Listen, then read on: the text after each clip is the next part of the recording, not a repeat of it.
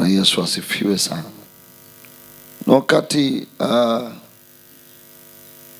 tunajiandaa, tutaendelea kusoma katika kitabu cha Mithali sura 24 mstari wa 3.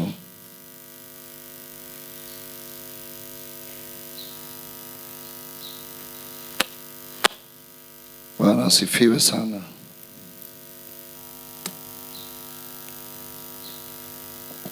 Mithali, somo linaloendelea. Haya.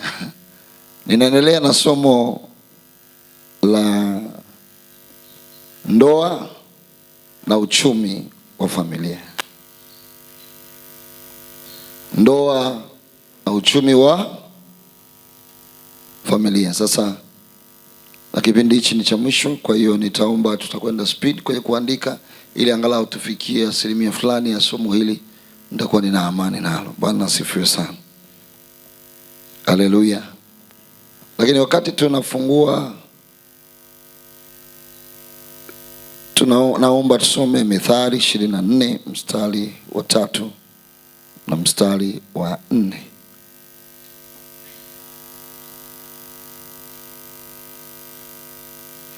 Hii ni nini? Mithali 24 mstari wa 3 na wa 4 tusome. Tunachotaka kutafuta hapa ni kujenga wanaume ndani yetu, pia kupitia maarifa ambayo Mungu anayaachia kwetu kupitia neno lake. Bwana Yesu asifiwe sana. 1, 2, 3 Biblia inasema nyumba hujengwa kwa hekima na kwa ufahamu uthibitika. Tuendelee mstari unaofuata. Soma tena hapo. Na kwa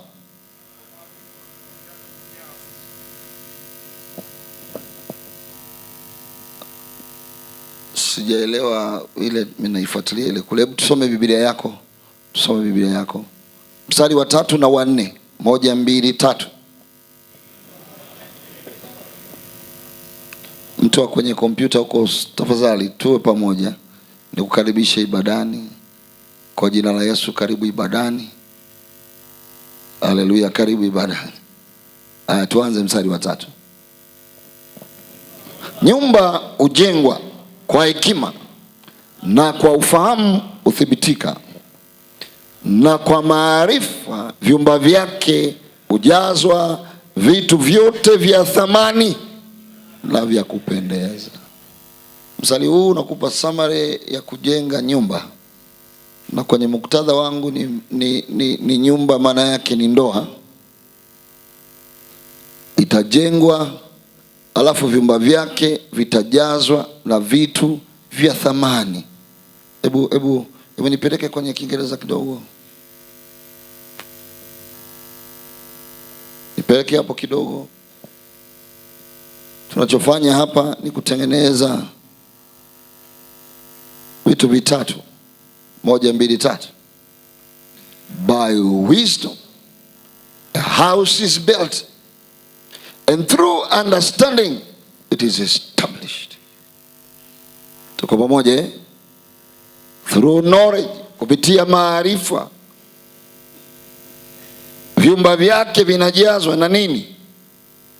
Nipe ile na hivi nzuri ile ya 86 ile. Hii ya kisasa yetu iache 70 ngapi? Nipe ile yenyewe ile, nipe tafadhali.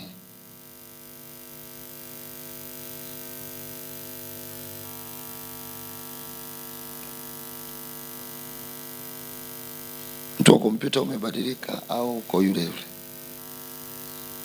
Sawa, mwaka 84. 1, 2, 3.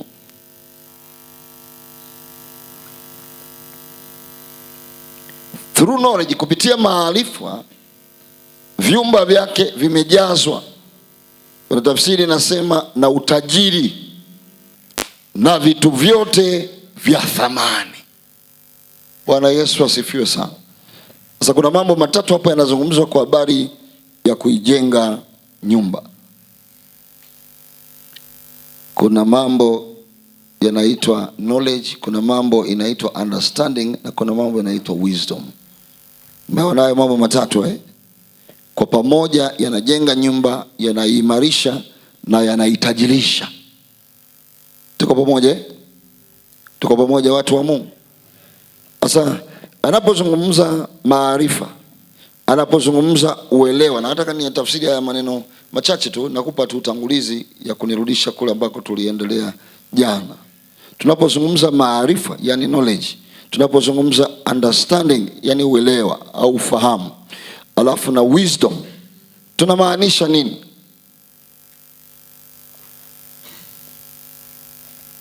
Knowledge ni maarifa kuhusu jambo fulani, si ndio Maarifa ni taarifa zilizobeba ukweli juu ya jambo fulani. Bwana asifiwe sana. Taarifa zilizobeba ukweli juu ya jambo fulani. Shuleni unajifunza, madaktari unajifunza, wana taarifa, ile ni body of knowledge. Ila zile taarifa za kweli sasa zinapokuja kwako, ukazielewa, ukazifanya kuwa kwako, kuna kitu kinazalishwa, kinaitwa uelewa, understanding. Unapoona mwalimu anafundisha anasema umeelewa, maana yake ametoa maarifa, anatamani ya maarifa uyachukue awe ya kwako, ya kubadilishe. Ukishabadilika, haya maarifa yatibue vitu fulani vilivyopo ndani yako, alafu umwambie nimeelewa. Hekima sasa ni namna ya kutumia uelewa wako na yale maarifa uliyoyaweka ndani yako. Bwana Yesu asifiwe sana. Kufanya jambo sahihi kwa njia sahihi, jambo sahihi kwa wakati sahihi, jambo sahihi kwa mbinu sahihi. Kumbe nyumba kama ndoa inahitaji ukweli wa ufahamu fulani, alafu tunahitaji ule ufahamu utubadilishe, yale maarifa yale tunayojifunza yabadilishe ufahamu wetu tuelewe. Alafu tunapokuja sasa kutendea kazi, tunasema huyu mtu ana hekima. Hekima au wisdom is the proper utilization of the knowledge and understanding. Ni matumizi mazuri ya uelewa na maarifa uliyokuwa nayo. Kwa hiyo nyumba, tunachokifanya hapa, tunatengeneza maarifa, tunatoa maarifa ili upate ufahamu, alafu ukawe na hekima ukiyatenda haya katika jina la Yesu. Na ukiyatenda hayo sasa, ndoa yako inajengwa, ndoa yako inaimarishwa, ndoa yako inajazwa na vito vya thamani. Tulianza jana kuangalia tafsiri ya ndoa, tukaenda tukaangalia makusudi ya ndoa, tukaanza kuangalia misingi ya ndoa kulingana na Biblia. Tukaangalia mambo mawili. Jambo la kwanza, tulisema ya kwamba Mungu ndiye awe kila kitu kwenye ndoa yenu au mahusiano yenu. La pili, tukasema iko nguvu ya upendo. Nikatafsiri upendo, nikatoa tafsiri 5 za upendo kwa jinsi ambavyo imezungumzwa Kigiriki, na nikatoa umuhimu wa upendo mkubwa wa agape ambao ni upendo wa kimungu ndani yetu. Na ndani ya upendo wa agape tukasema ni upendo ambao wenyewe unatafuta kujidhabihu na kutoa. Sio upendo ulio na ubinafsi, upendo usio na mwisho, ni upendo unaosamehe. Na mambo haya ndio mambo ambayo yanaunda ndoa nzuri ya baraka yenye mafanikio. Bwana asifiwe sana.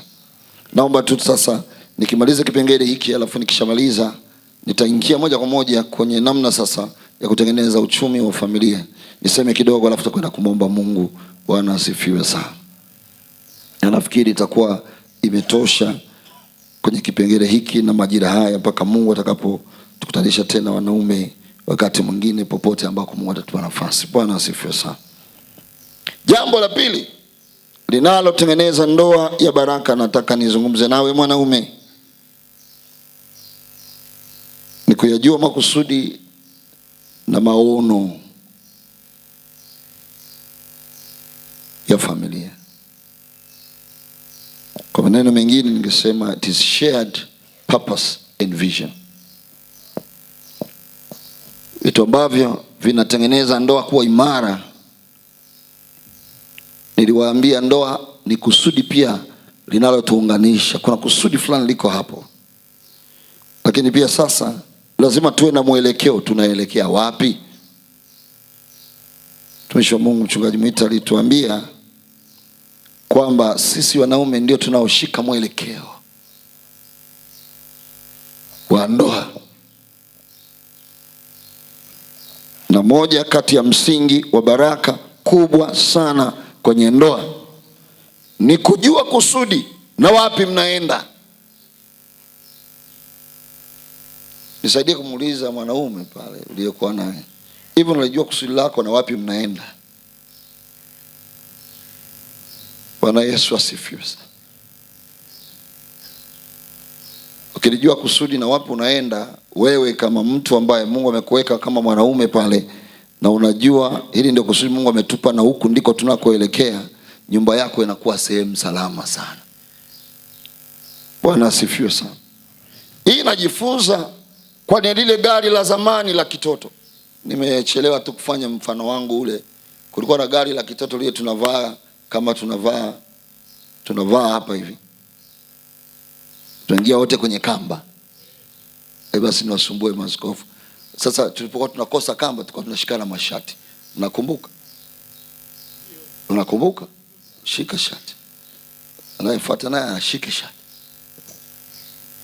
Alafu dereva anasema bimba. Alafu tulikuwa tunaamsha tunasema ni ya kwanza, ya pili niko Morogoro. Wa zamani tu wananielewa lakini.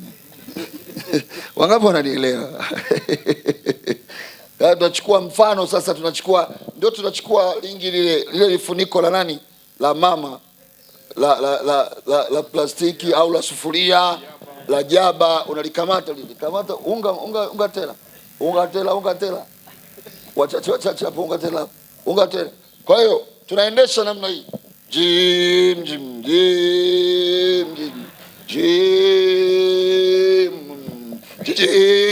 Unachochea baba. Nani anashuka Morogoro? Anashuka mmoja wapo, si ndio?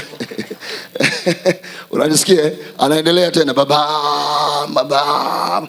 Ni ya kwanza, ya pili niko Morogoro. Ni mchezo wa kitoto, lakini nataka nikwambie ndoa isiyokuwa na mwelekeo na kusudi, hii ndoa haiwezi kuwa ndoa ya baraka. Na mwenye kulibeba kusudi na maono ya ndoa ni mwanaume. Bwana asifiwe. Mwanamke huwa anajisikia vizuri sana kuingia kwenye hili basi ambalo wanajua wanakwenda wapi. Kabla mwanamke hajajua fedha ulizonazo, anataka kujua maono ulionayo. Uko na mwanaume ambao mtikisa. Na usalama wa mwanamke kwamba niko sehemu salama, hata kama unajua unaweza kumwimbisha. Nakumbuka wakati namchumbia mke wangu, nikamwambia mimi nimeitwa na Bwana na Mungu atanitumia. Ananisikiliza tu. Lakini Mungu atatubariki. Usiogope mapito tutapitia, lakini mapito ya muda mfupi. Mungu atatuinua, tutakuwa baraka Tanzania na nje ya mipaka ya Tanzania. Wakati huo sina hela ya kutosha. Nalipwa sio laki moja na ngapi. Nilianza kufanya kazi pale VETA kama technical instructor. Akaniambia hivi, baba, mimi nitakufuata popote uendapo. Kwenye mti nitakaa, kama chini tutalala na wewe, na Mungu atatubariki. Amen. Kilichomvutia sio pesa.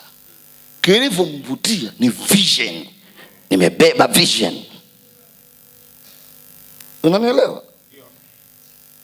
Leo tuna vijana hata wanao hawajui lini wanaoa. Yaani hawajui, kimuuliza umepata mchumba lini unaoa? Sijui, nadhani mwezi wa, kama Mungu akinitokea, kama Mungu hapo. Dada, najua hapa nimepotea njia, wallahi nimepotea njia.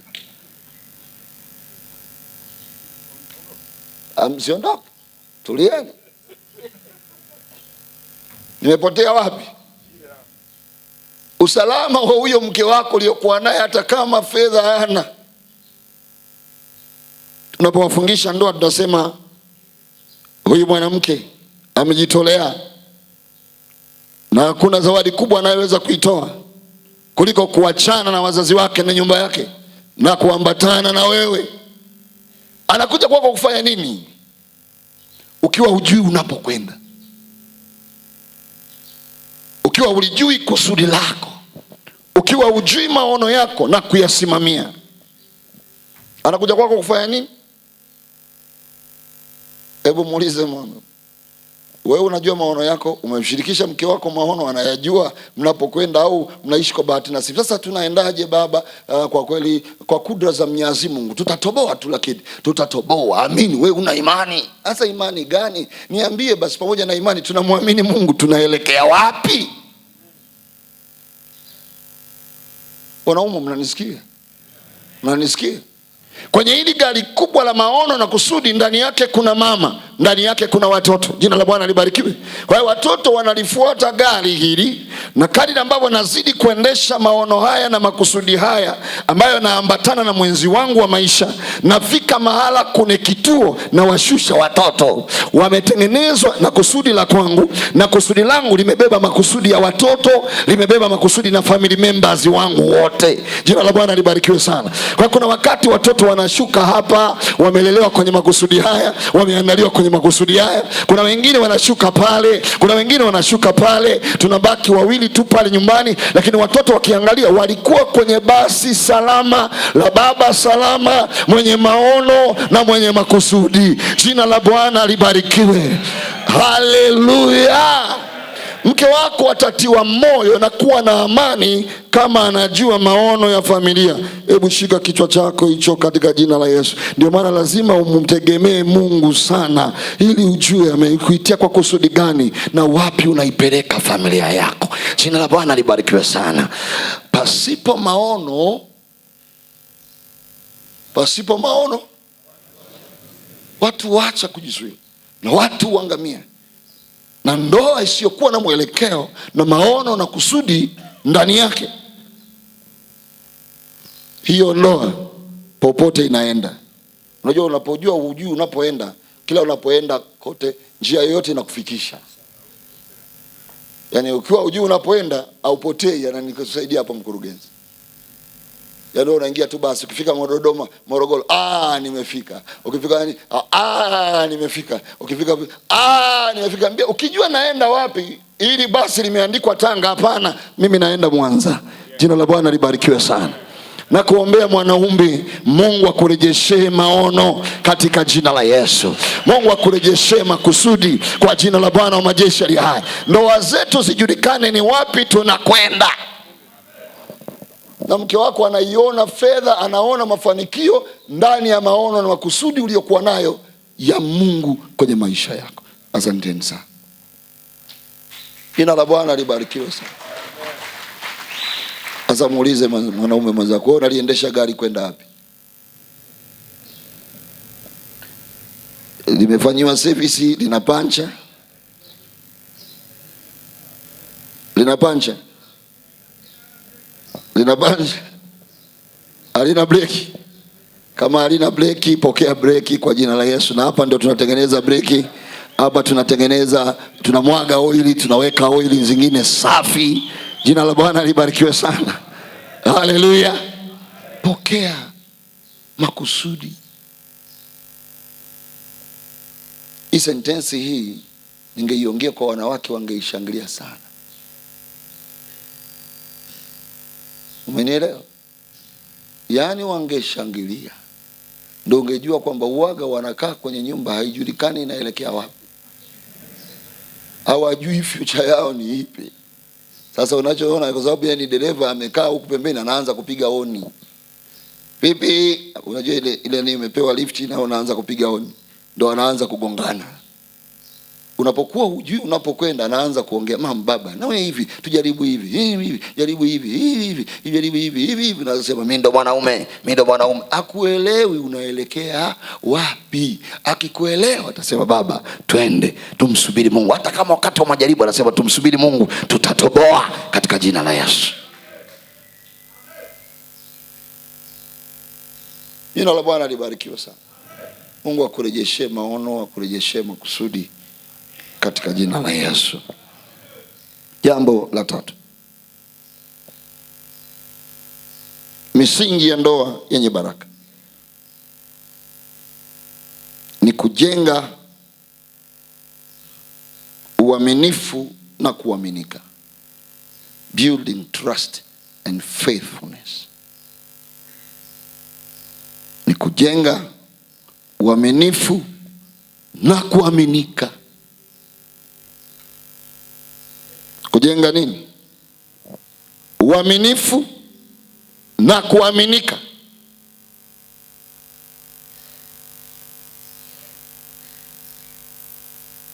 Kwa nini nimeanza kusema kujenga? Kwa sababu uaminifu au trust huwa unatengenezwa. Haumwambii mtu uniamini. Wangapo mwe kumwambia mtu uniamini? Hebu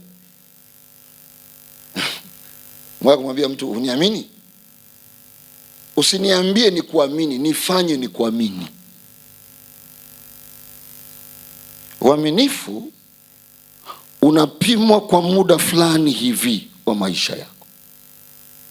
Na mimi niseme moja kati ya kitu kizuri ambacho kinapimwa sana ndani ya ndoa ni namna ambavyo uaminifu umejengwa kati ya mtu mmoja na mwenzake. Bwana Yesu asifiwe sana.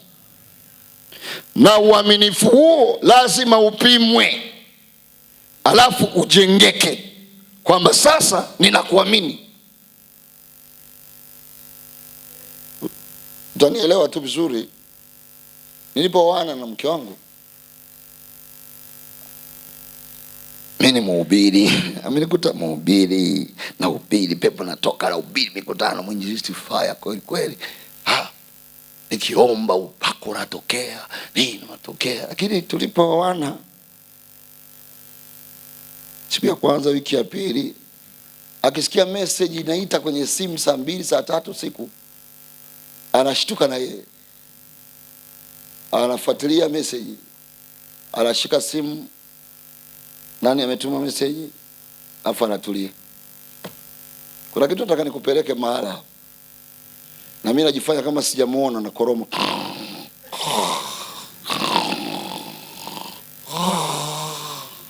Umenielewa? Kuna kitu anataka ajiprovie beyond that. Umenielewa vizuri? Yaani usijidanganye. Hii nakwambia ndoa ni kiroho, lakini pia ni kimwili pia. Mwili wake unahusika na hisia zake.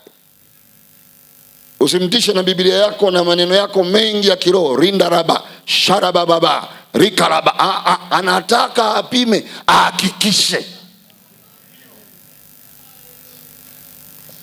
Bahati mbaya kuna wanaume wenzangu wameshindwa kuprove uaminifu wao. Wameanza kusema marufuku kushika simu ya mume wako. Mwae kusikia? Na nyie mnashangilia. Mnashangilia. Si mnashangilia? Na wenyewe wamekubali, maskini ya Mungu. Wanaambiana marufuku, ukitaka bomu la nyuklia shika simu ya mume wako. Yaani ni bomu hilo la nyuklia. Bomu hilo. Wewe unaficha nini? Wakati uchi wako anaujua mwanzo mpaka chini. Kuna nini kule? Kuna nini kule? Unawalaga naye na jinsi. Tunaongea fikra ngumu kidogo. Unalalaga naye na jinsi. Chana kujua wewe. Haya kwenye simu. Hichi ni kikao cha wanaume. Kikao cha wanaume. Kwa hiyo nilichofanya sasa, nikawa nikirudi tu kazini simu zangu zote naziweka hapo. Zingine namwambia pokea. Anapokea.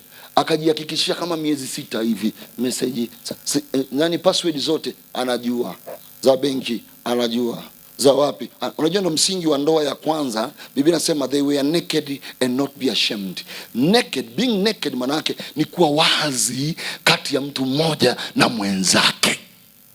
Naongea na wanaume hapa, naongea na wanaume hapa. Kutokuwa na maisha ya vificho. Wewe ambaye unakisema hapa ndicho unachokiishi. Bwana asifiwe. Hakuna kisichoelezeka kwenye message, hakuna kisichoelezeka. Unamueleza, kutakutana na hichi, unamwambia hichi ni huyu fulani, na aone kwenye mabadiliko. Baada ya muda kidogo kama miezi 6 7 hivi, mwaka, akawa hana mpango tena na simu yangu.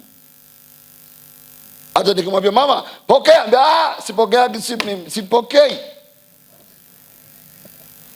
Unajua nini kimejengeka? Nini kimejengeka? Nini kimejengeka? Usimwambie uniamini. Yaani unachukua simu, uniamini. Acha mambo ya neno uniamini. Wewe leta simu nijihakikishie mwenyewe. Kama imani nijiwekee mwenyewe. Wanaume vipi? Tunaangaliana kwa uzuri. Lakini unasema kuna mipango, kuna mwanaume sio, mwanamke sio chizi. Sio anakukagui siku ya kwanza ya pili kwamba anataka kujua yanayoendelea. Hapana, anataka kukuhakikisha wewe yaliomo yamo. Anataka kukuangalia uko sawa. Akisha prove hapo, ana shida na message zako, ana shida na nini, ana shida. Wamama mko hapa? Wamama oye. Ninaongea uongo? Ni sawa mama Hata akikwambia mimi ni mkurugenzi, si nini, si ulijihakikishia mwenyewe? Mama anasema kabisa, mkurugenzi mnajua nyinyi, lakini mimi lazima nijihakikishie. Hebu muulize mwenzako, ukipimwa kwenye vigezo hivyo unapimika?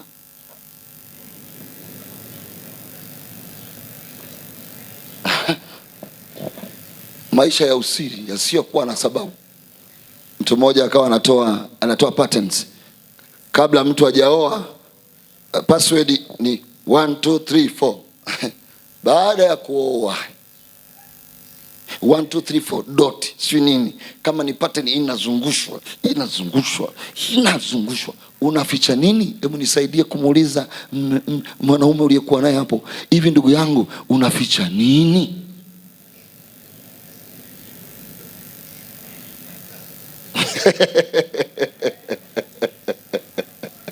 Jina la Bwana libarikiwe sana. Jina la Bwana libarikiwe sana. Usiwe na maisha ya siri, tengeneza uaminifu kwa mwenzako. Na hata kama kuna wanawake wananitazama pale, na wao watengeneze uaminifu, kuaminika kwa wame zao. Kwa sababu trust na faithfulness ndani ya ndoa huwa inajengwa. Bwana Yesu asifiwe. Uliishije matamko yako? Ahadi zako unazitimizaje? Ndio utajenga uaminifu. Unatunzaje mahusiano yako binafsi kati yako wewe na Mungu na huyo mwanamke uliye naye? Au una njia za kona kona? Kama una njia za kona kona, tafadhali acha katika jina la Yesu. Uaminifu unapojengwa ndani ya ndoa ni kiungo kizuri sana kuifanya ndoa iwe ya baraka. Mwambie mwanaume mmoja, nenda jenga uaminifu ndani ya ndoa yako. Jina la Bwana libarikiwe sana. Jambo linalofuata, yaelewe majukumu yako na kuyatimiza. Sasa mchungaji Mita alinisaidia sana hapa. Ningeongea sana, lakini alinisaidia sana. Elewa majukumu na yatimize. Kwa sababu naongea na wewe mwanaume, ujue majukumu yako. Yako majukumu ya mwanaume na yako majukumu ya mwanamke. Bwana Yesu asifiwe sana. Kila mtu asimame kwenye kazi yake, asimame kwenye wajibu wake. Mwanaume, simama kama kichwa na kiongozi. Bwana Yesu asifiwe. Simama kama mtu ambaye anaitunza familia yake. Wajibu wa kutunza familia, mshike mwanaume, mwambie ni wa kwako. Tikise mwanaume. Sasa hivi tunaanza, kwa sababu ya kuharibika nchi, tunaanza kuwa na wanaume wa aina mbili. Vijana wenyewe wa Gen Z wanajiita unateleza kwenye ganda la ndizi. Wanataka kuoa mwanamke tayari ana kazi, ana nini. Si unaelewa eh? Wenyewe wanasema ni kitonga. Ndio vijana tu watengeneza hao. Wanakwepa majukumu, wanatafuta kuteleza kwenye ganda la. Na ukweli, observation yangu inanionyesha wadada wengi wanajibidisha sana kuliko wakaka wengi. Naona ni kama hatua ya tahadhari pia, kwa sababu wakiwategemea wakaka wengi, wakaka ndio kulala, wanalala, hawataka kujibidisha, hawana mpango wa kazi. Na wakaka sasa, baada ya kujua wanatakiwa kwenda kujishughulisha, wanacheki na nani pale, wapi pale nikitulia nitapata la. Na wale wengine ambao hawako hapa wanaanza kufanya mazoezi ya kula chuma. Mnasikia, si mnaishi katika ulimwengu huu, neno mshangazi umeanzia hapa. Mshangazi anamwambia dada, si nilee tu mimi kazi yangu ni kuna chuma, ani kazi yake ni kunyanyua vyuma na kulala kuangalia TV na kurudi kushughulika usiku. Sasa ndoa sio kushughulika tu usiku na kunyanyua vyuma eti unalishwa. Wewe janaume zima unalishwa unanunuliwa na mashati uko pale unasubiri. Wewe sio mwanaume, tung'oe hizo ndevu.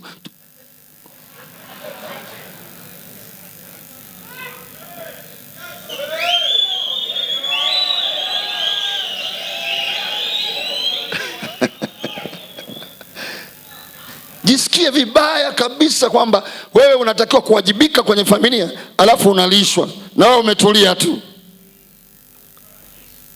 Hatari sana.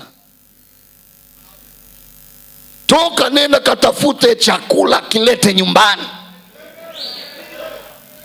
Anifurahisha rafiki yangu Yona, tulikuwa tunaongea naye jana, anasema mwanaume anayetoka na kurudi bila kitu ni chizi tu. Ndio anatoka ameokota makopo, anarudi anaenda. Lakini mwanaume mwenye akili anatoka nyumbani, anaenda, anazurula, anakuja na vitu vya kutunza familia. Mke wako ale kupitia mikono yako, watoto wako wale kupitia mikono yako. Jina la Bwana libarikiwe. No excuse. No. Na hakuna kudeka, hatudeki. Aulembui, auli, audeki. Nimeacha kazi, nimeondoka, niko chuoni, familia inasubiri kusoma. Nikiwa chuoni, mke wangu anajua kabisa nasoma, yani nikusoma full time huko darasani. Anapiga simu, baba hatuna chakula, mtoto anatakiwa ada ya shule. Ningeanza kulia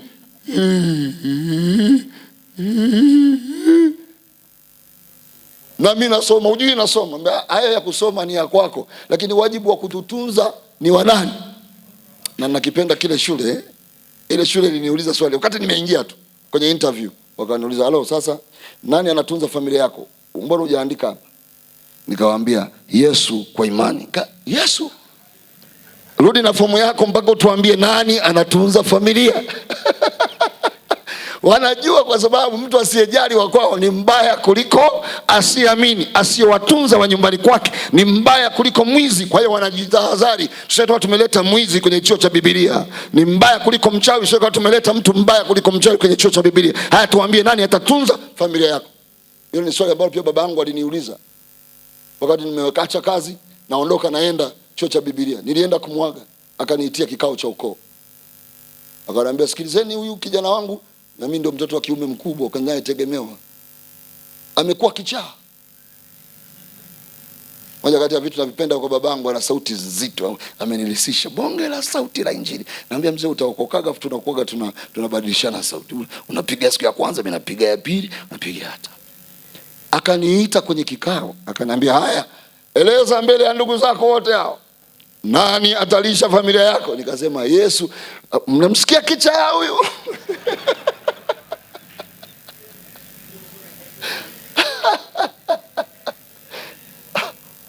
Jina la Bwana libarikiwe. Mnamsikia?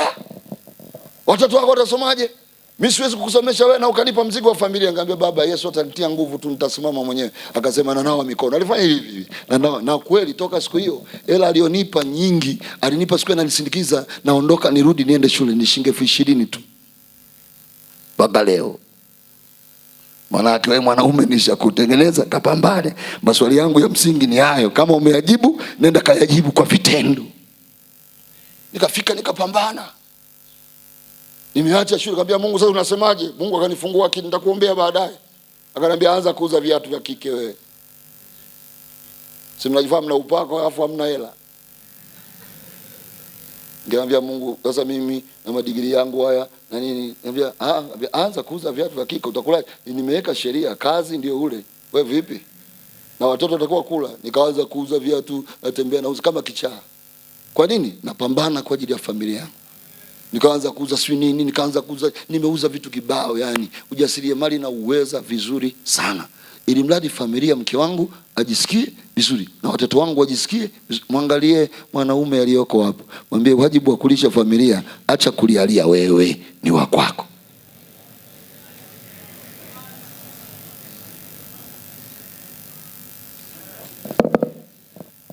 Sasa naomba nitoe angalizo. Inawezekana ziko nyakati ambazo Mungu anaweza akakupa mke mwenye kipato kikubwa kuliko wewe. Usibweteke. Narudia tena. Mungu anaweza akakupa mke mwenye kipato kuliko wewe. Usibweteke. Tumia pesa zake kutengeneza uchumi, alafu baadaye usimame kama nganga alibaba wa familia, unaelisha na kuitunza familia katika jina la Yesu. Jina la Bwana libarikiwe sana. Si unanielewa vizuri? Si unanielewa vizuri?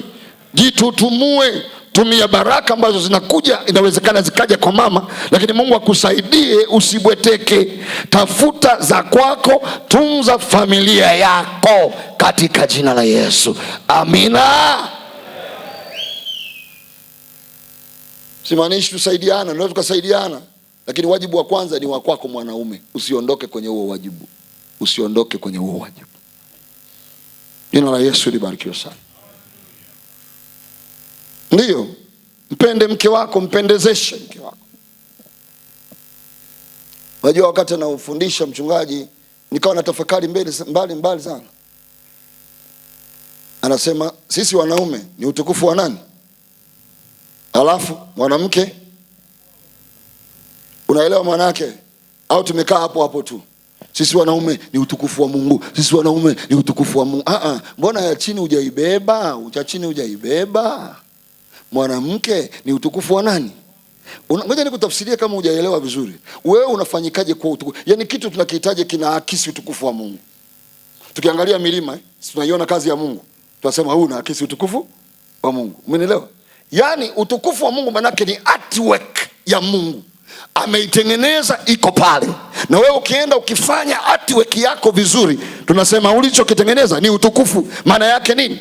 Mwanamke ili awe utukufu lazima atengenezwe na mwanaume kufanywa awe utukufu. That's what the Bible says. Mwanamke ni crown ya utukufu kwa mume wake.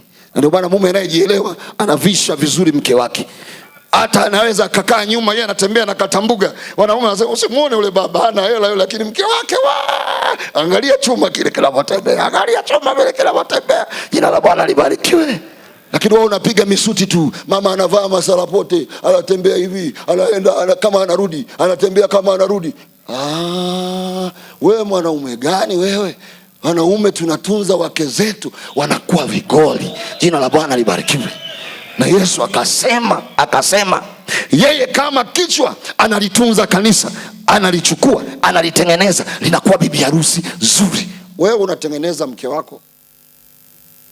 Unatengeneza mke wako? Unatengeneza mke wako? Maana ni utukufu wako. Yaani akipita tunajua hii kazi ya yule jamaa. Si ndio? Haleluya. Jina la Bwana libarikiwe. Ndiyo maana ya kuwa utukufu wako. Maana yake ni kwamba kazi yako jidhihirishe pale. Unawekezaje? Mama ameenda saluni, hajaenda? Au amevaa nguo gani? Amevaa kiatu gani? Ametoka mtoko gani? Akifika pale tunasema usimchezee huyu jamaa, linatunza mke wake hili, linatunza mke wake hili. Sasa unasikia raha, mama anasalimiwa shikamoo, wewe unaambiwa habari ya saizi. Na unaamini tu, unaambiwa mambo, afu mke wako mbele shikamoo bi nani. Umemzeesha binti wa watu. Anaonekana kama mama yako, kumbe katoto kabichi kabisa kale, katoto kakikaa vizuri, kakalelewa vizuri, kanarudi kuwa kabichi. Usione vinaelea, ujue vimeundwa. Nani marufuku. Unajua kuna wanaume wengine hawatimizi wajibu wao, alafu wanawalinganisha wake zao na wake wengine. Mbona uvai kama mama nani? Mbona uvai kama nani? Alafu hakuna kosa kubwa sana kama hilo. Acha kumlinganisha ni mke wako na watu wengine. Mfanye vile anataka ukae. Nampenda sana kina Joti. Waliigiza kitu fulani hivi. Mama mmoja akawa anaangalia, wanatembea na mume wake. Wanaenda. Wamefika sehemu, mume wake akiona vibinti vya shule, vya nguo vya shule, anageuza macho. Akasema dawa yake ndogo. Akaenda kununua sketi ya shule na yeye na nini, akasema. Alipokaa sebleni baba, naye akapita na nguo ya shule. Mimi nikajifunza sana kwamba kila unatamani kukiona kwa wengine, mfanye mke wako aonekane hivyo katika jina la Yesu. Jina la Bwana libarikiwe. Haleluya. Sio kama unanielewa. Hebu mtikise mwanaume mwenzako, muulize unaelewa wewe?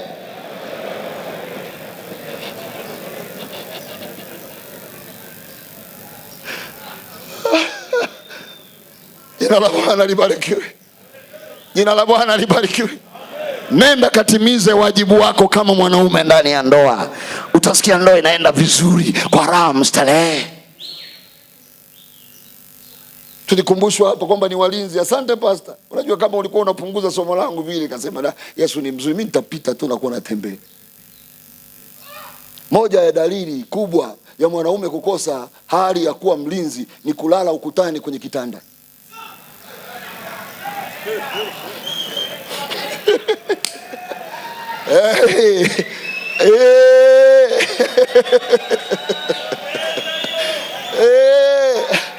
Kuna wanaume hapa mnalala kwenye ukuta.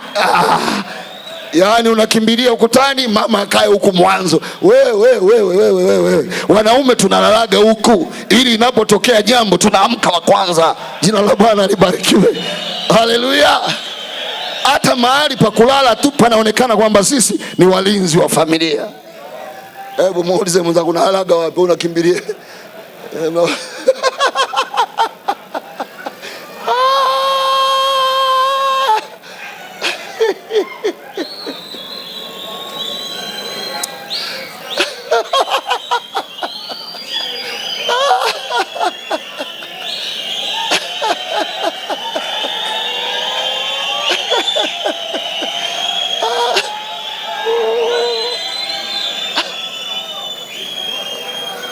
Hapo vipi? Wanaume. Mungu akubariki sana. Jina la Bwana libarikiwe. Hata namna ya kulala tu inaniambia huyu jamaa yaliomo yamo au tusubiri mengine. Jina la Bwana libarikiwe sana. Jina la Bwana libarikiwe sana.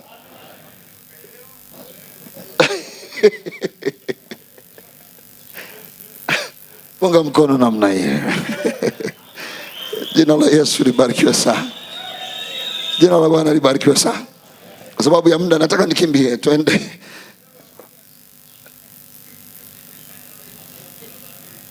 Hata kama mpaka kesho. Hapana, tuna mambo mengine yanabidi yaendelee huko mwisho. Jina la Bwana libarikiwe sana. Nisaidie tu kumwambia mwanaume, kaa kwenye nafasi yako. Kaa kwenye nafasi yako. Kaa kwenye nafasi yako. Jina la Bwana libarikiwe sana. Ningekuwa naongea na wanawake ningeongea nafasi yao, lakini tuiache hiyo kwa sababu tuko kwenye kikao nyeti cha cha wanaume. Bwana asifiwe. Bwana asifiwe. Jambo lingine la ngapi? La ngapi? La tano, si ndio? Haya.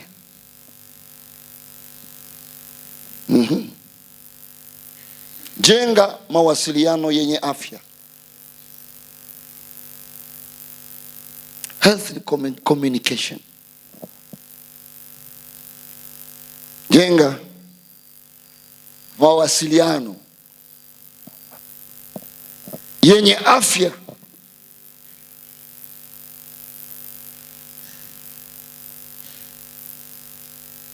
Moja kati ya kitu kinachotunza mahusiano ni mawasiliano. Ndio maana hata tunapofundisha maombi tunasema maombi ni mawasiliano yanayojengwa kwenye msingi wa mahusiano. Kadri mahusiano yanazidi kuwa mazuri, mawasiliano yanakuwa mazuri zaidi. Na kazi mawasiliano yanapozidi kuwa mazuri, mahusiano yanaendelea kuimarika. Jina la Bwana libarikiwe sana. Katika kitabu cha Efeso sura ya 4 na mstari wa 29. Hii ni kitu general, lakini nataka kuchukua kwa makusudi kabisa.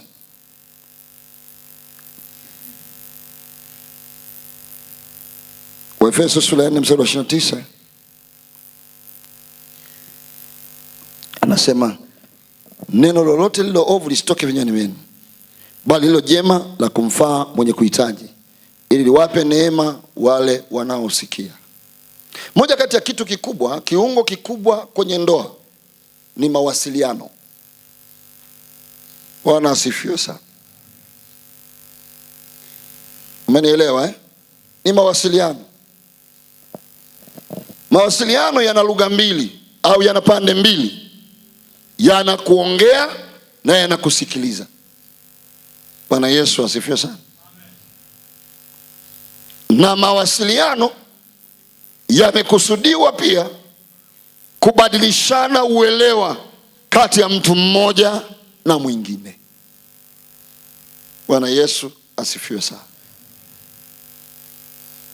Sasa mawasiliano yenye afya ndani ya ndoa ni kiungo kikubwa sana kinachojenga ndoa imara. Bwana asifiwe sana. Asante sana mchungaji, rafiki yangu na kaka yangu Mwita. Ndoa nyingi huwa zinakutana kuambiana mipango tu. Niambie, watoto wameenda shule? Sijui dawa unadaiwa nini, sijui unadaiwa sio kitu gani, sijui unadaiwa kitu gani.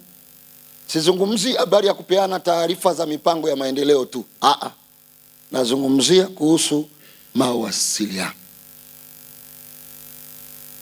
Maongezi yanayotoka ndani ya moyo yenye nia ya kujenga. Bwana asifiwe sana. Na hayo huwa yanatengenezwa. Haleluya.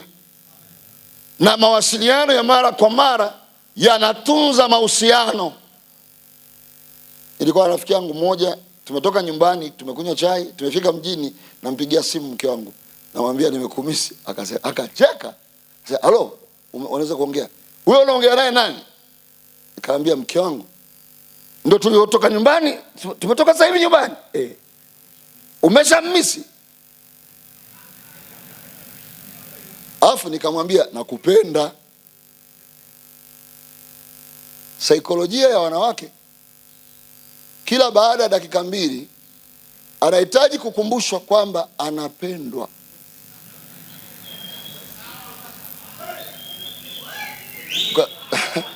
Kwa hiyo sio, don't take it for granted. Umenielewa? Kusema anajua tu miaka yote 10 tumekaa hii, asijui anajua tunampenda. Anahitaji kusikia kuambiwa I love you baby. Kamsikia anaanza I love you too. I love you too.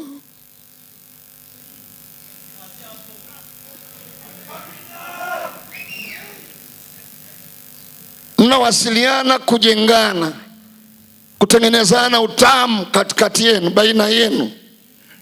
Mpenzi wangu unaendeleaje? Naendelea, lakini kuna wanaume hapa mjai kuita wake zenu wapenzi nye. Hata nakupenda tu neno ni gumu hilo nyie.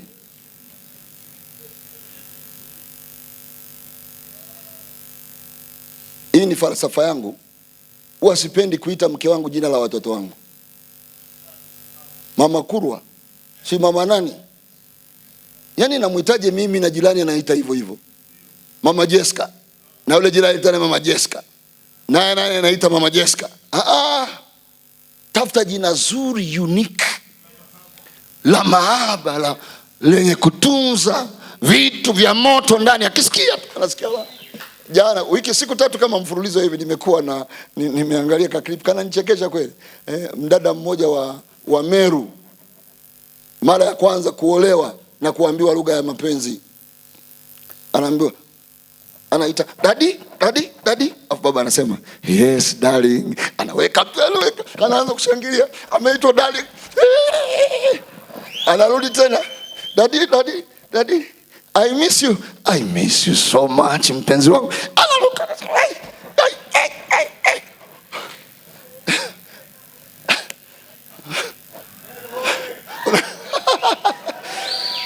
anarudia tena simu, daddy I love you. Anakutana na jamaa anasema I love you so much, so much. Dada anazimia.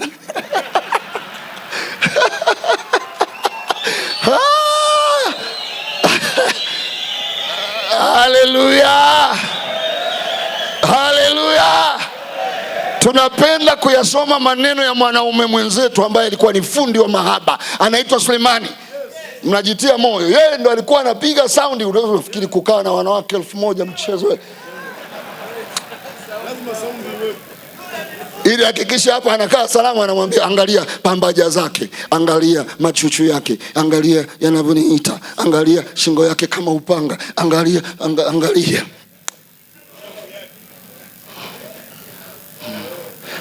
We endelea.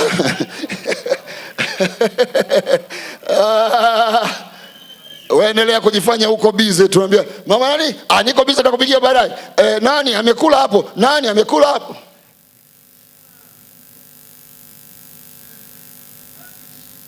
Mpe tekenyeko la moyo. Wewe vipi wewe? Wasiliana naye vizuri, maana ameachana na wengine, anataka aielewe lugha yako. Ongea vizuri mwanaume. Huyo ndiye mke wa ujana wako mpaka mnazeeka. Asisikie maneno mazuri kwenye tamthilia. Unajua kuna wanawake wengine wanakaa kwenye tamthilia sio kwa sababu nyingine, kufidia lile gap. Maana akiangalia kule anaanza kusema, anaambia I love you, anaanza kusogea na ndio maana mke wako anapenda sana tamthilia. Sasa sikiliza, hebu muondoe kwenye appetite tamthilia, wewe uwe tamthilia yake katika jina la Yesu. Jina la Bwana libarikiwe.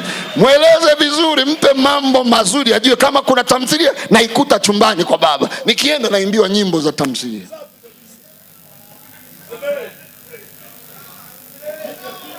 Hichi ndio kikao chenyewe chono.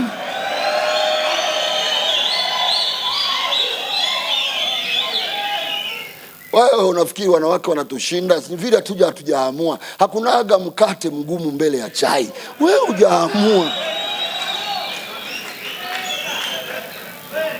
Shida yako umekaa kipolisi kama askari, kama mkuu wa shule. Yaani kama mkuu wa shule na wanafunzi wanaongea, umeshamaliza homework? Sawa baba. Sawa baba. Sawa mwalimu. Wewe yule ni mke wako, mpenzi wako.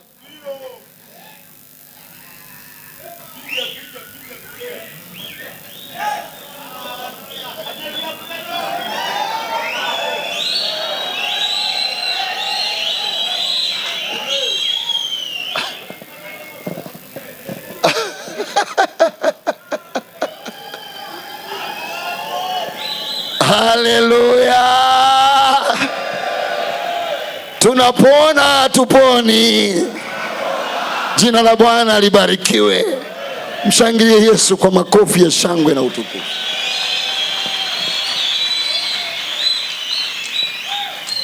Bwana asifiwe sana. Mpe nafasi mke wako aongee. Mpe nafasi aongee. Usiongee, usimsikilize under protest. Yaani umeandaa kupinga anachosema. Hakuna kitu kibaya kama hicho. Naongea unaandaa kupinga. Wewe tulia, mama ongee. Na wanawake wanaongea, lakini raha yake ni kusikilizwa.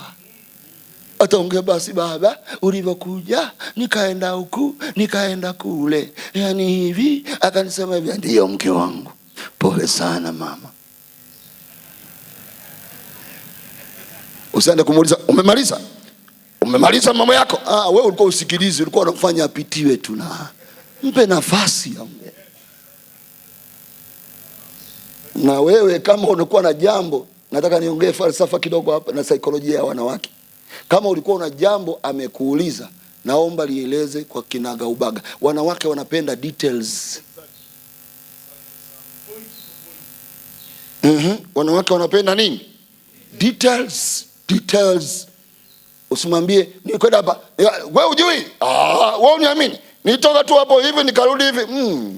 Hasa baba, ulitoka saa 12, mbona umerudi saa 5? Hafu umeeleza hii kule saa 12 kuja saa 5, umeieleza kwa sekunde tu. Niambie, ulipotoka ulikutana na mchungaji Mwita, uliongea naye nini? Anatamani ajue. Ndio raha yake jamani, mpe raha.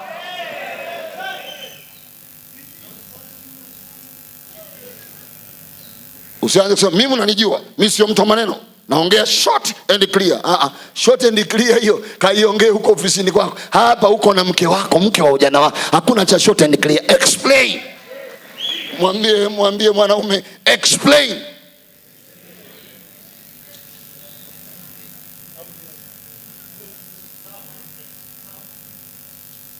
Na ujui njia nzuri ya kufupisha explanation. Mweke tu kwenye miguu hapa, alalie kifua. Anza kwanza. Yangu nakupenda sana. Pale nilipotoka nikaenda nikarudi. Basi atasinzia, hata haya mengine yote uelewi. Shida yako pia hata pozi zako wakati wa mawasiliano hazieleweki. Ndio maana nakwambia elezea.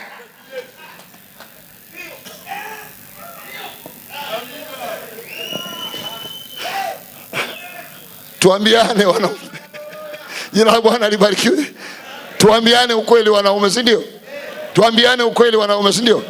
Moja kati ya tabia mbaya sana, Mungu atuponye, ni kuwa unamsikiliza mke wako huku una chat na simu.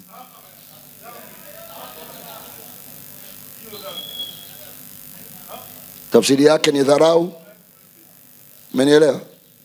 Ikiwezekana weka pembeni, kaa hapo, anza kumchambua kidevu chake, nyusi zake, hivi msikilize.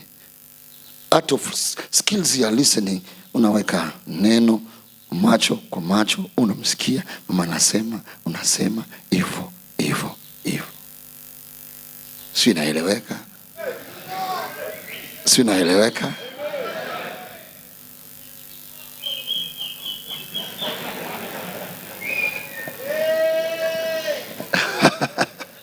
Simu imekuwa ya baraka, lakini wakati mwingine simu imeondoa intimacy, imeondoa undani kati yetu sisi na wake zetu. Una shughuli nyingi sawa, lakini toa muda wa kukaa na mpenzi wako, na ukikaa naye usianze kuingiza tena hizo simu, sisi zimetoka hapa, zimeenda wapi. Msikilize. Jina la Bwana libarikiwe sana. Jina la Yesu libarikiwe sana. Tusiwe mbali tukiwa tumekaa karibu. Tuwe karibu tukiwa tumekaa karibu. Unaweza kukaa na mpenzi wako, lakini uko Ulaya, uko Mwanza, mzee unasolve matatizo ya umisheni Kigoma. Uko hapo lakini uko Kigoma. Pay attention. Sikiliza vizuri. Tengeneza mawasiliano mazuri. Jina la Bwana libarikiwe. Sawa, niruhusu niseme la mwisho tu hapa.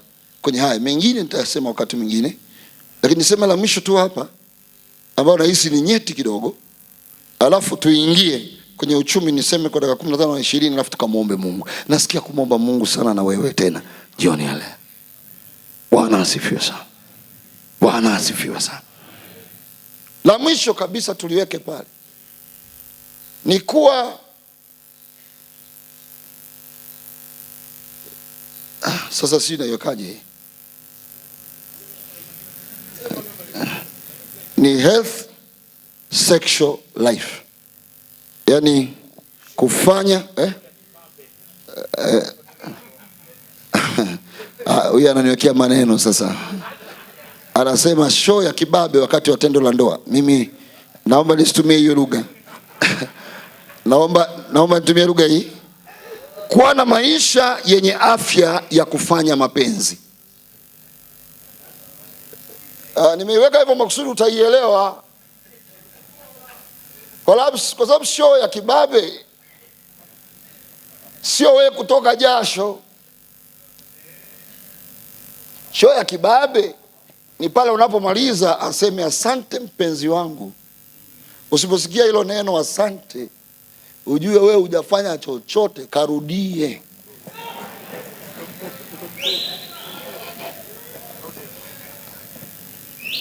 Haiwezekani.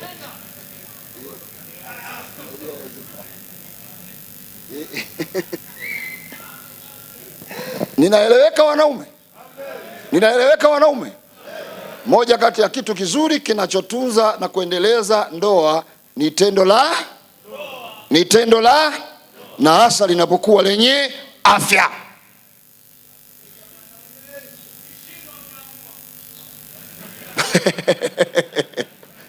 Na ukishindwa umeamua kushindwa. Tendo la ndoa si tunaelewa ni nini? Ni mahusiano ya kuingiliana kati ya mwanamke na nani? Na mwanaume. Lakini nataka nikwambie kitu kidogo, nikupe kweli 3 kuhusiana na tendo la ndoa. Bwana asifiwe sana. Nikupe kweli 3 kuhusiana na tendo la ndoa. Bwana asifiwe sana. Kwanza, unajua makusudi yake? Unajua makusudi yake? Unajua makusudi yake? Unaweza kuandika kwa haraka bila kuelezea? Anza la kwanza ni kumpa Mungu utukufu. Unanielewa eh? Na lina maana kubwa hilo.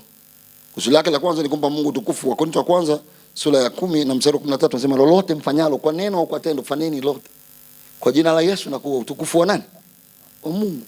Nimeanza kwenye background nyingine toka tofauti. Wengine kabla mjaokoka mlikuwa mmepitia mmesurubishwa na shetani kweli kweli. Na wengine wanawake wengine mnaoingia nao kwenye mahusiano wametoka huko na maisha ya dunia. Tumesha kupata kesi nyingi sana. Kijana wetu tumemuozesha, dada tumemuozesha, lakini kumbe dada kabla hajakuokoka alikuwa yeye hajajua seksi nyingine, amejua seksi ya kinyume na maumbile, yani kuingiziwa kinyume na maumbile. Kwa hiyo wanafika honeymoon, dada hataki kwingine, anataka huku. Sasa hapo kuna utukufu wa Mungu. Na kuna shida pia kwenye ndoa siku za leo. Kuna wanaume wengi na wanandoa wengi wamejichafua na kuangalia mambo ya pornography, ya kujifunza mambo ya pornography. Matokeo yake unataka kuyafanyia haya mageuzi kwa nani? Kwa mke wako.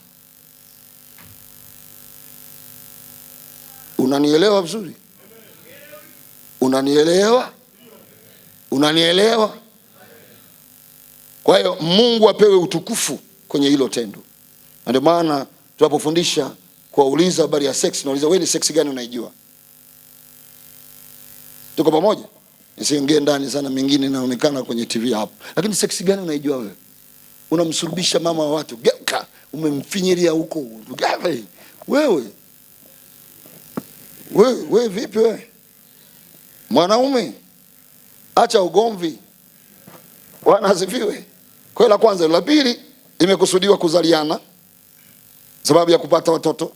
La tatu imekusudiwa kuleta mahusiano mazuri ya ndani kati yenu wawili. Mahusiano mazuri ya ndani, yani connection, maunganiko yenu. Biblia inasema watakuwa sio wawili tena, ni mwili mmoja. Mahusiano ya ndani. Lakini namba 4 imekusudiwa kuleta raha, utamu. Raha, utamu, sio? Namba 5 ni dawa. Nimekuacha?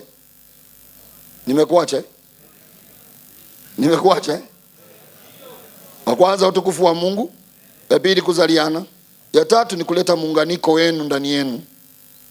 Na hapa kuna sentensi, kinachounganishwa na nyinyi na sex hakiunganishwi na kitu kingine chochote isipokuwa sex tu.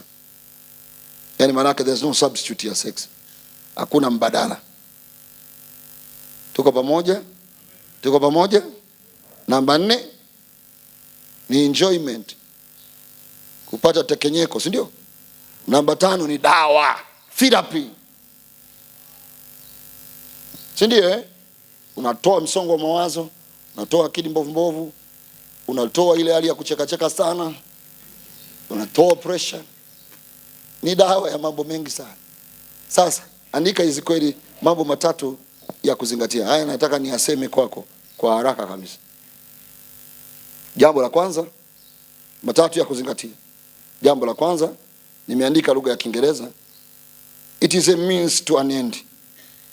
A means to an end maana yake sex ni matokeo ya mwisho.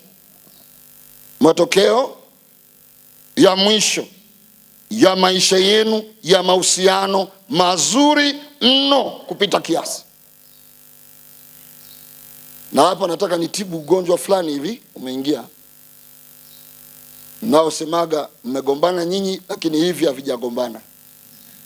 Sio kweli. Sio kweli. Seksi sio ya adhabu. Ni wakati wote mnafurahiana. Wewe umefurahi, mke wako amefurahi. Unanisikia? Unanisikia? Otherwise wewe unabaka mwenzako. Na wewe ni mbinafsi. Nimekwambia pendo la ndoa sio la selfless, ni selfless. Manake halina ubinafsi. Tuko pamoja? Halina nini? Ubinafsi. Kwa hiyo ni jambo la mwisho, ni zawadi ya mwisho ya mahusiano yenu mazuri. Bwana asifiwe sana. Bwana asifiwe sana. Namba 2. Kweli ya pili, jifunze ukiendelea kufanya. Learn while sexing. Ongea vitu vitamu hapa alafu muda umeisha. Jifunze ukiendelea kufanya. Sisi watu tuliokoka tujifunze kwenye pornography. Umenielewa vizuri? Jifunze ukiendelea kufanya nini? Nikiwa na maana gani? Kadri unapoendelea kufanya ndipo unamjifunza mwenzako. Nikimshika shavu huwa analuka. Nikiweka ulimi wangu kwenye kitovu chake huwa analuka. Lakini sio wote ukiweka ulimi kwenye nini analuka. Mwingine ukiweka ulimi kwenye nini anakupiga kofi. Jifunze.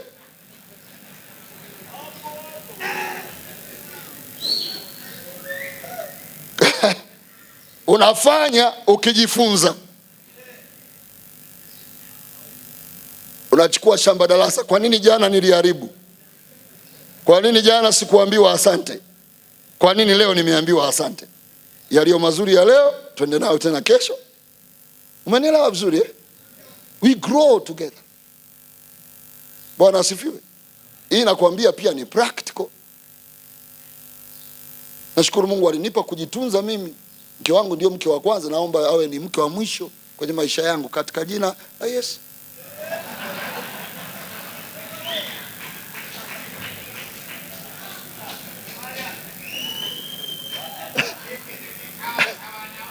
Hichi ni kikao cha wanaume, sio? Unanielewa vizuri? Kwa nilijifunza wapi niliharibu, wapi sikuweza. Siku ya kwanza ndio maana ilinipa hasira sana kuanza kufundisha vijana wangu. Ukizani unajua, shauri yako. Wewe jua nje ya uwanja. Ukirudi ndani ya uwanja ndio utajua. Unajua, ujui. Unaingia humo na matheory kibao. Nakumbuka ile siku, basi sitasahau. Kumbe bwana, ufanyi push up nzima. Ni sehemu tu za mwili zinacheza. Mimi nikaanza kwa gango kupiga push up. Asa push up utapiga ngapi mzee? Sasa nikawa naogopa. Nilipofika push up ya 20 kifua kimejaa. Nikajiuliza hivi ndio inakuaga hivi kweli? Afu naogopa kuhema maana dada ataniona huyu mshamba kweli. Sasa endelea upasuke. Baadaye Mungu akanisaidia kwa kudra za Mwenyezi Mungu.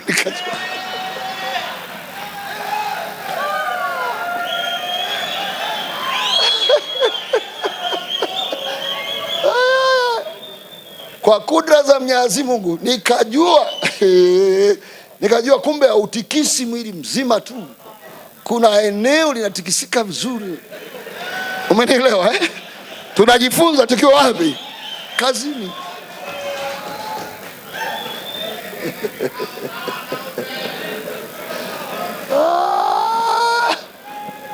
Wanaume oye! Wanaume oye! Nafikiri wakati mwingine baba mkurugenzi, tupe siku nyingi bwana, si ndio Tunahitaji siku nyingi Wangapi wanasema hiyo ipite?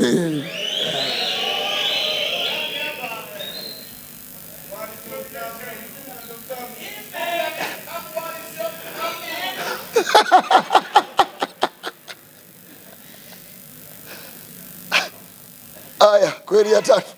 Kweli ya tatu hapo. Kweli ya tatu. Nataka ujifunze ya kwamba tendo la ndoa ni sanaa na sayansi. Jina la Bwana libarikiwe. Tendo la ndoa ni art. Tendo la ndoa ni sayansi. Ni science kwa sababu gani? Sanaa kwa sababu gani? Bwana asifiwe sana. Sayansi kwa sababu linahusisha hisia, linahusisha maungo. Tuko pamoja Umenielewa vizuri? Na vichocheo vyote vya mwili ni sayansi. Na hapa ndio maana nataka niwakosoe wanaume wenzangu, tukosoane hapa. Huwezi ukagombana na mke wako mkafanya tendo la ndoa uko unambaka. Hilo tendo halipo. Na mtanisaidia pia kuwafikishia wanawake waambiane hivyo. Usinunie, ukinuna toa tu. Hatuishi naye, toa tu maana yake nini? Hivi wewe unafurahi kufanya tendo la ndoa ni kama umekaa.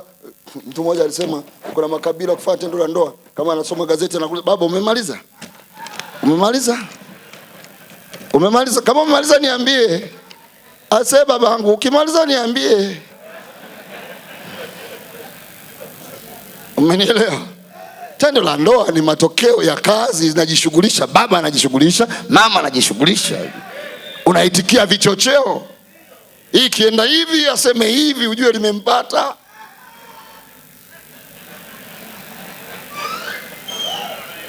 Kuna mtu amenielewa hapa?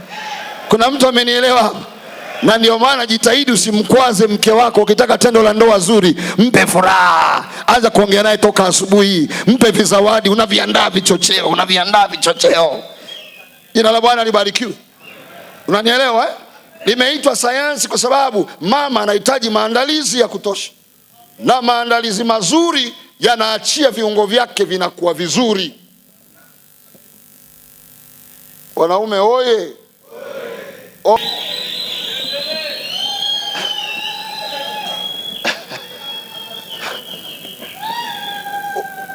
Unanielewa Unanielewa Unaelewa Maandalizi mazuri ili viungo viwe. Na ukimwandaa vizuri, nikwambie, wala uhitaji kutumia nguvu nyingi wakati wa kwenda. Bwana asifiwe sana.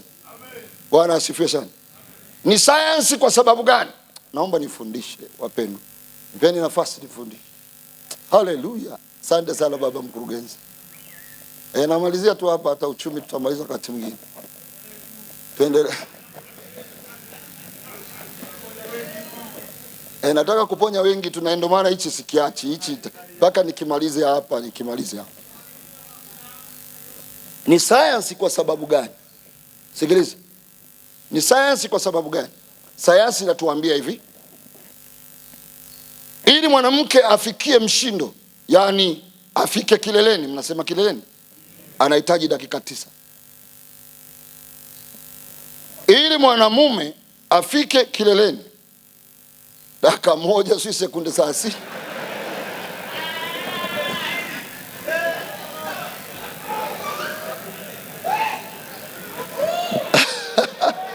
Sasa sikiliza.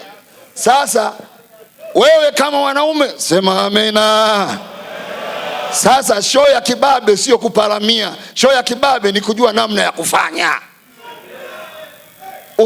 Fanyeje ili dakika 9 zishuke, angalau zifike dakika 2. Umenielewa? Kwa lazima ucheze kama Ronaldo hivyo. Umemwandaa toka asubuhi. Ndio maana nasema sasa ati sanaa inaingia hapa, sanaa inaingia hapa. Kama una sanaa mwanaume mwenzangu, itakula kwako. Kuwa msanii. Usanii ni uwezo wa kutunga mambo na kugusa hivi vitu vikakaa vizuri. Jina la Bwana libarikiwe sana. Kwa naanza kuongea naye, ananisikia vizuri, na muandaa. Nikikaa pale ndani, nimeshafanya study, nikigusa sikio lake ndo anasikia vizuri, nikigusa nyonyo la huku anasikia vizuri, nikigusa pale anasikia vizuri, nikigusa huku anajisikia vizuri. Sasa ndo unacheza nazo hizo taratibu. Ukigusa pale anasikia vizuri, anagusa pale anasikia vizuri, hapo na chumba anasikia vizuri, hapo na anasikia vizuri, hapo na anasikia vizuri, hapo mpaka unasikia mabadiliko ya milio. Hey baby, alright. Hapo unasikia? Hapo umeishusha kutoka 9 inashuka mpaka 2. Alafu ukija kumalizia imeisha hiyo.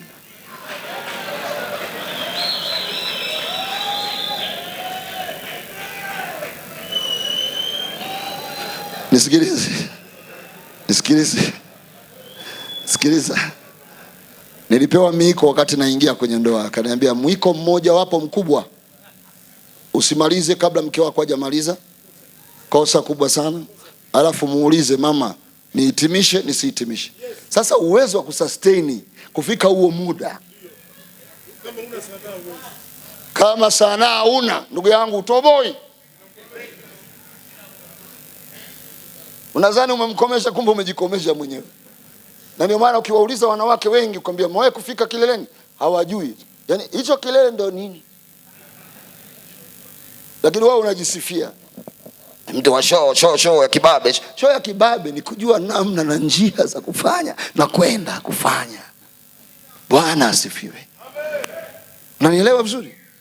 Naita science na sanaa kwa sababu pia kiungo cha mwanaume na kiungo cha mwanamke kimetengenezwa kupokea vichocheo kwa namna yake.